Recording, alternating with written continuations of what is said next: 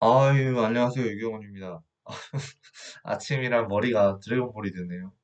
아, 제가 성경을 안 읽다가 이제 유튜브 활동을 조금씩이라도 해야 될 것 같아서. 왜냐면은 제가 유튜브를 나중에 수익 창출을 해서 100만 유튜버가 될 거거든요. 그래서 창세기 100만 유튜버, 100만, 1000만, 1억. 돈 많이 벌고 싶다. 일단 창세기 39장 1절부터 이제 안 읽었던 데까지 해보도록 하겠습니다. 머리는 신경 쓰지 마시고요. 네. 어차피 패션이라고 생각하시면 됩니다. 자, 물을 다시 묻히기가 귀찮아가지고. 일단 물 좀 마시고 시작하겠습니다.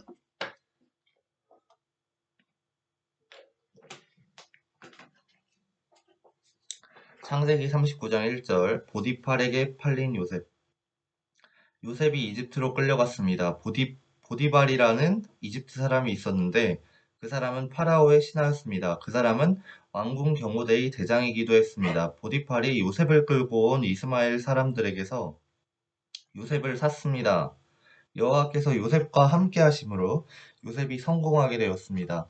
요셉은 자기 주인인 이집트의 사람 보디발의 집에서 살았습니다. 보디발은 여호와께서 요셉과 함께 계시다는 것을 알았습니다. 보디발은 여호와께서 요셉이 하는 일마다 성공하게 해주신다는 것을 알았습니다. 그래서 보디발은 요셉을 매우 좋아했습니다. 보디발은 요셉을 마음 놓고 믿을 수 있는 부하로 삼았습니다. 그는 요셉에게 집안일과 자기가 가진 모든 것을 맡겼습니다. 그래서 요셉은 집안일과 보디발이 가진 모든 것을 맡게 되었습니다. 그러자 여호와께서는 요셉으로 인해 보디발의 집에 있는 모든 사람들에게 복을 주셨습니다. 그리고 여호와께서는 보디발이 가진 모든 것, 집에 있는 것이나 들에 있는 모든 것에 복을 주셨습니다. 그리하여 보디발은 자기가 가진 모든 것을 요셉에게 맡겼습니다. 보디발은 자기가 먹는 음식 말고는 요셉이 하는 일에 참견하지 않았습니다. 요셉은 멋지고 잘생긴 사람이었습니다. 옥에 갇힌 요셉. 창세기 39장 7절. 시간이 흐르자 주인의 아내가 요셉에게 점점 눈길을 주기 시작했습니다. 어느 날 주인의 아내가 요셉에게 말했습니다. 나와 같이 자자. 그러나 요셉은 거절했습니다. 요셉이 주인의 아내에게 말했습니다. 제 주인께서는 이 집의 모든 일을 저에게 맡기셨습니다. 주인의 집에는 저보다 높은 사람이 없습니다. 주인께서는 마님만 빼놓고 모든 것을 저에게 맡기셨습니다. 마님께서는 주인의 아내이기 때문입니다. 그런데 제가 어떻게 그런 나쁜 일을 할 수가 있겠습니까? 그것은 하나님께 죄를 짓는 일입니다. 주인의 아내는 요셉에게 매일 말을 건넸지만 요셉은 주인의 아내와 같이 자는 것은 말할 것도 없고 함께 있으려 하지도 않았습니다. 어느 날 요셉은 보통 때처럼 집으로 들어가서 일을 했습니다. 그러나 그 시간에 집에는 요셉밖에 없었습니다. 주인의 아내가 요셉의 옷자락을 붙잡고 말했습니다. 와서 나와 같이 자자. 그러나 요셉은 붙잡힌 옷을 남겨둔 채 집 밖으로 뛰쳐나갔습니다. 주인의 아내는 요셉이 옷을 남겨놓은 채 밖으로 뛰쳐나간 것을 보고 집에 있던 종들을 불러서 말했습니다. 내 남편이 우리를 창피스럽게 만들려고 저 히브리 노예를 데리고 왔나 보다. 저놈이 들어와서 나를 강간하려 했다. 내가 소리를 지르니까 저놈이 놀라서 도망쳤다. 저놈이 도망치다가 떨어뜨린 옷이 여기에 있다. 주인의 아내는 남편이 돌아올 때까지 요셉의 옷을 가지고 있었습니다. 와, 무고죄 개쩌네요. 그리고 남편에게 똑같은 이야기를 했습니다. 당신이 데려온 저 히브리 노예가 나를 강간하려 했어요. 그놈이 가까이 오길래 내가 소리를 질렀더니 이 옷을 버려두고 도망쳤어요. 요셉의 주인은 자기 아내가 요셉에 대해 하는 말을 듣고 매우 화나갔습니다. 그래서 보디발은 요셉을 붙잡아 감옥에 넣었습니다. 아니, 말은 들어야죠. 아니, 요셉 말은 들어봐야, 그 감옥은 왕의 죄소들을 넣는 곳이었습니다. 요셉은 감옥에서 살게 되었습니다. 하지만 여호와께서는 요셉과 함께 계셨으며 요셉에게 한결같은 사랑을 베푸셨습니다. 그래서 요셉을 간소장의 마음에 들게 하셨습니다. 간소장은 요셉에게 감옥에 있는 모든 죄수를 맡겼습니다. 요셉은 감옥에서 이루어지는 모든 일을 맡았습니다. 간소장은 요셉이 하는 일에 조금도 간섭하지 않았습니다. 그것은 여호와께서 요셉과 함께 계셨기 때문입니다. 여호와께서는 요셉이 무슨 일을 하든 성공하게 만드셨습니다. 여호와 대단하네요. 좀 약간 노아의 방주 때처럼 그막 사람 죽이지 않고 이제는 좀 요셉을 잘 돌봐주시네요. 그 아내도 좀 죽여주셨으면 좋겠는데, 그 무고하신 분. 어쨌든 간에. 여호와 죽이기 좋아하잖아요.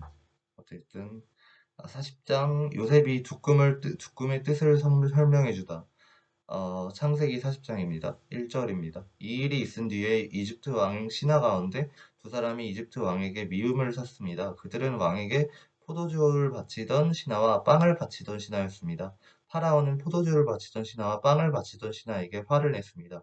그래서 파라오는 그들을 경호대 대장의 집안에 있는 감옥에 집어넣었습니다. 그것은 바로 요셉이 갇혀 있는 감옥이었습니다. 왜 갑자기 미움을 샀을까요? 경호대 대장은 요셉에게 두 죄수의 시중을 들게 했습니다. 그들은 얼마 동안 감옥에 갇혀 있었습니다. 어느 날 밤에 이집트 왕에게 포도주를 바치던 신하와 빵을 바치던 신하가 모두 꿈을 꾸었습니다. 그런데 꿈의 내용이 저마다 달랐습니다.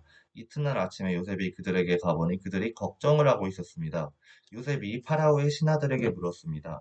오늘따라 왜 이렇게 슬퍼 보입니까? 두 사람이 대답했습니다. 우리 두 사람은 지난밤에 꿈을 꾸었는데 그 꿈이 무슨 꿈인지 풀어줄 사람이 아무도 없다네. 요셉이 그들에게 말했습니다. 꿈의 뜻을 풀어줄 분은 하나님 이외에는 없습니다. 저에게 그 꿈 이야기를 해주십시오. 그러자 왕에게 포도주를 바치던 사람이 요셉에게 꿈 이야기를 해주었습니다. 꿈에서 어떤 포도나무를 보았다네. 그 나무에는 가지가 셋 있었는데 가지에서 싹이 나고 꽃이 피더니 포도가 열렸다네.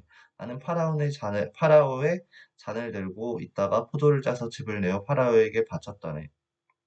그 이야기를 듣고 요셉이 말했습니다. 그 꿈을 설명해 드리겠습니다. 가지 셋은 3일을 뜻합니다. 앞으로 3일이 지나기 전에 파라오가 당신을 풀어줄 것입니다. 그리고 당신이 전에 하던 일을 다시 맡길 것입니다. 당신은 전에 하던 것처럼 다시 파라오에게 포도주를 바치게 될 것입니다. 풀려나시게 되면 저를 기억해 주십시오. 저에게 은혜를 베풀어 주십시오. 파라오에게 말해서 제가 이 감옥에서 풀려나도록 해 주십시오.